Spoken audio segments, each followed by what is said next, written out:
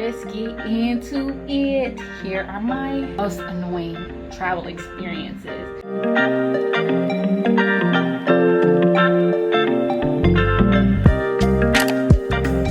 These are my experiences that I've had that weren't so fun or enjoyable. And that's okay, because it happens. I mean, it's life. You know, you can have unenjoyable experiences just being at home, but that should not deter you from exploring this beautiful world. You know what I'm saying? I'm gonna start on a light note. My domestic flight from Detroit to Chicago, it was delayed over 2 hours. My silly butt was like, you know, all you need is a 3-hour window, international flight. That's where I made mistake number one. Basically, getting into Thailand is a lot more challenging now. Like, you have to have all these documents and everything has to match the certificate of entry. So that making me miss my flight and having to get on another flight, it almost put a halt to me coming to Thailand in the first place, because my new flight that I would have to get on did not match my certificate of entry. That was pretty annoying. You live and you learn. Speaking of missing flights and those kind of experiences, when I was in the Philippines, I flew into Palawan, into Puerto Princesa, and I hopped on this van like shuttle thing, and finally we get to this random city where I don't even know where we are. I'm trying to get to the city called Port Barton. Apparently I was past that point, so I'm like, all right, let me just stay in the city where I'm at then, because I'm already here. I don't want to have to travel elsewhere. So I'm looking for an ATM because I'm low on cash. So the thing about the Philippines, if you're outside of Manila or any major cities, finding cash, like finding ATMs, it's not easy. So I'm like looking, trying to find cash or maybe even a place to stay. Nobody takes cards. I'm like, dang, so I don't got no cash. Stuck in the city. Anyways, I had to end up turning back around and going back to Puerto Princesa. And get this, I'm booking something on booking.com that I could pay with my card. So I get to my hostel, I'm getting settled in. I'm like, all right, let me go find some cash. And so this German woman comes with me. We're looking for an ATM. We're walking around trying to find it. ATM after ATM is saying it's offline. Okay. But then I finally find some and they're like, oh, well, it only takes local cards. And I'm just like, Lord, Lord help me. So we're walking for over 30 minutes trying to find an ATM. We finally did find an ATM, so it was just mad annoying. Poor planning on my part. Vietnam was the first country that I went to solo. And I had planned this whole backpacking escapade through Southeast Asia. I was gonna start in Vietnam, go to Malaysia, Bali, Singapore, Thailand to teach English. And so my last night in Vietnam, I meet up with this chick and like we're vibing. We go to a rooftop bar, we're drinking, we're having a good time. And then we go back to her apartment because she's like, you know, I want you to meet my boyfriend and my cat. I'm like, cool. Not really a cat person, but I'll meet your cat. So we go and we're having a good time. I think we're like talking about Nicki Minaj, hip hop, all sorts of stuff. It's getting late. I got a flight to catch the next morning. So I'm like, all right, I'm about to head out. It's probably like 1 or something. So I'm like ordering my Grab, which is like an Uber, walking downstairs. It says it's like a minute away. So I'm just like waiting. I've heard stories about people getting their purses snatched. Like people would like run up on motorbikes and snatch their purses and drive away, or like phones. So I was just extra cautious. So the driver's just inching away and I'm like, what is going on? So I'm like messaging him. Finally, old dude comes up and he has the nerve to cuss me out in Vietnamese like I know what he's saying, and he's pointing to the map like. So I'm guessing it was because it was far. Like Ho Chi Minh City is huge. It's huge. So I got it at that point. But then this fool decided to just creepishly be 300 feet away. And I'm like, dude, I'm not gonna be able to get another driver until you leave. You're in my vicinity. So I'm gonna keep beating your ass, and you're gonna keep denying me, and you're gonna keep looking at me while you're over there, and it's late at night, and I'm scared. and you know that I'm a foreigner and you just looking at me and I'm looking at you and I don't even know what's going on at this point. So there's another cab driver that's kind of like in front of me, and I go up to him and I'm asking him, like, you know, how much. He said some ridiculously high rate, and I was like, I'm good, bro.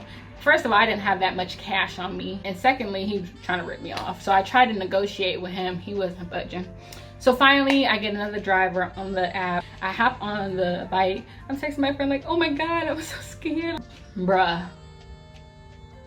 Did you know that as soon as I was sending that text, a driver alongside me came up and snatched my phone out my hand? Like, still to this day, I'm like, how did he match my driver's speed and yank it out my hand so fiercely? I let out the loudest scream of my life, so much that my vocal cords were strained for the next 5 days. I was in other countries where I could not talk. My voice has legit been gone since Wednesday. Like, when I tell you I was screaming at the top of my lungs, I think that I may have damaged my vocal cords. Like, I just want my voice to come back fully. That's how bad it was. I cried, I was scared, like I was tensed up. I didn't know what to do. It's late at night. I'm in this foreign country by myself. I can't even call nobody at this point. Supply thickened. This Grab driver is trying to drop me off in the middle of nowhere. I'm like, no. I offered to give him the rest of the money that I had, which wasn't really that much.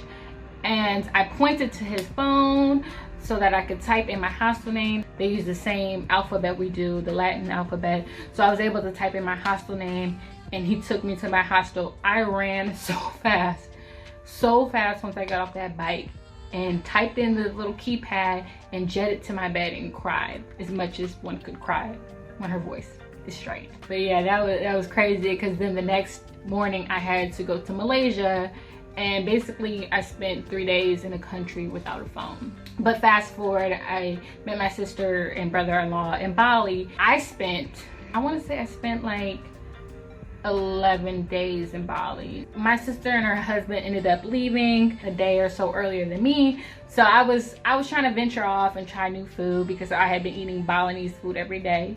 Not a problem with that, but I was like, let me get some Western, you know, because I hadn't been eating like American food or Western food for my whole backpack trip. Go up into this pizza joint and I'm eating, and something it just don't taste right. It just doesn't sit right with my spirit. I don't know what it is. And so the next morning, I had to catch a flight to Singapore. I make it through airport security, and then I jet to the bathroom, and I end up hurling my insides out. So I get to Singapore.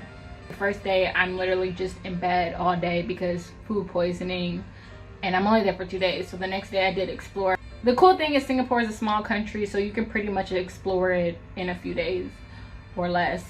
That was my first backpacking trip, and I had quite a few mishaps. Speaking of like substances not sitting right with you, me and my friends went to India for Holy Fest, and boy, that was an experience. So we're like celebrating at our hostel. We're on the roof. There's colors, water, messiness everywhere. And before we get ready to leave to go to our next destination, which was Holy Moo Festival, they give out this drink called Bang Lassi, and the whole hostel basically drinks it.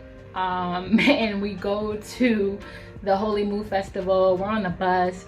My friend, she's like, we're safe, right? Like, they wouldn't take us anywhere where we wouldn't be safe. So then I started getting into my head bad. I'm like, why would we be unsafe? Like, what would be happening? Where would, like, all these ruminating thoughts kept coming up.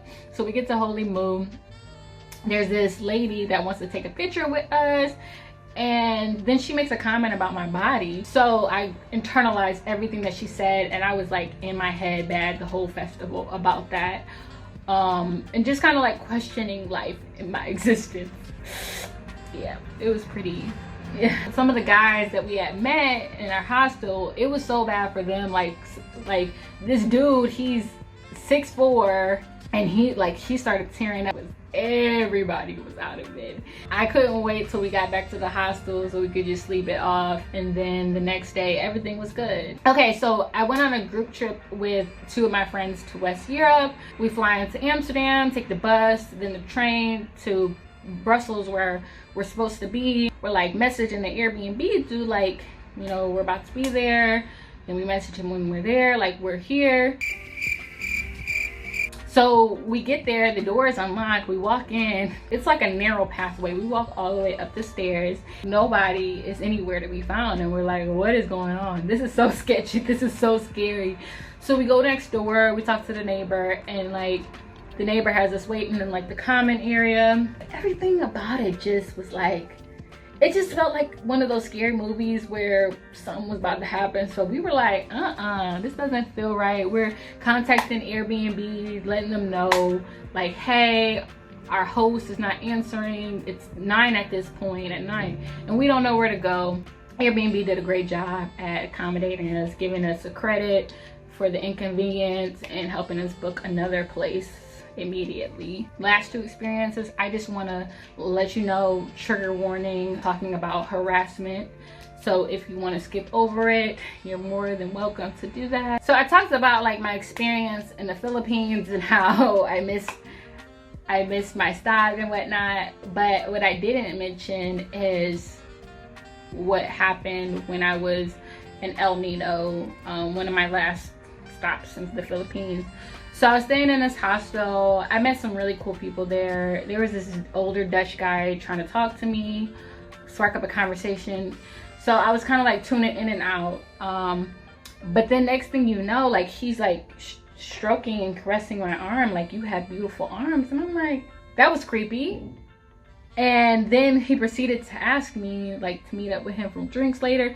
And so from then on out, I just kind of tried to like avoid him as much as you could avoid someone staying in the same hostel room as you. Fast forward a couple days later, I'm with my friends, we're at the beach, we're having a good time, and here comes this old man.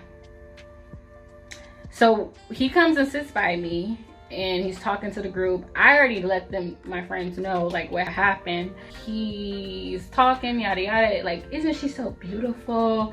Doesn't she have such nice arms? And then he does that again.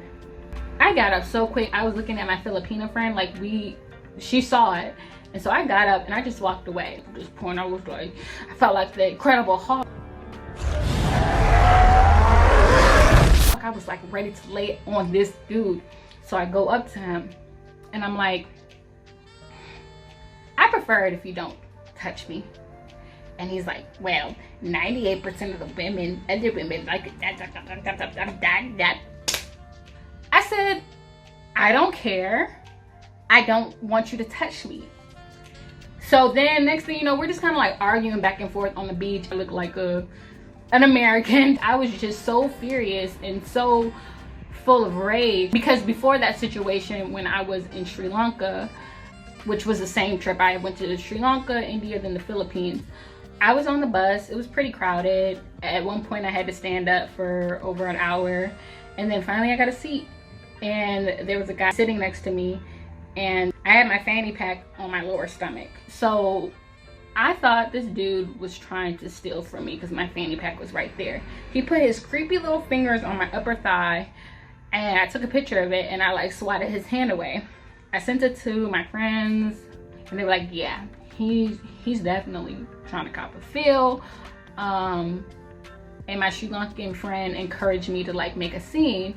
And I just felt so uncomfortable in that moment, because here I am in a foreign country. I don't know anybody. I'm on this bus full of people, and somehow the onus is on me to make a scene. And so he tried to touch me again. I swatted his hand even harder. I guess all that rage had built up from those experiences of men touching me in ways that I didn't want to be touched. Just because I'm a foreigner, just because I'm a single female traveler, I definitely found my voice. These are pretty much the only bad experiences I've had when I've traveled abroad. I've been to 19 countries and I'm so very thankful and blessed for that. And I have much more memorable, enjoyable experiences. But I also just wanted to keep it real and share some of the darker sides of traveling and things that people don't really talk about as much, because it can happen. I've gone to 7 countries by myself. God has always protected me, and I've learned a lot in these situations. I've learned not to be so like glued to my phone. I've learned to be self-reliant. I've learned to be confident. I've learned to trust my instincts. I've learned to be solution oriented, you know, and I've just grown so much from it. It sucks. I would trade some of these experiences for better ones, but you can't change the past, and so you live with it and you grow from it, and you do your due diligence to make sure that you're safe.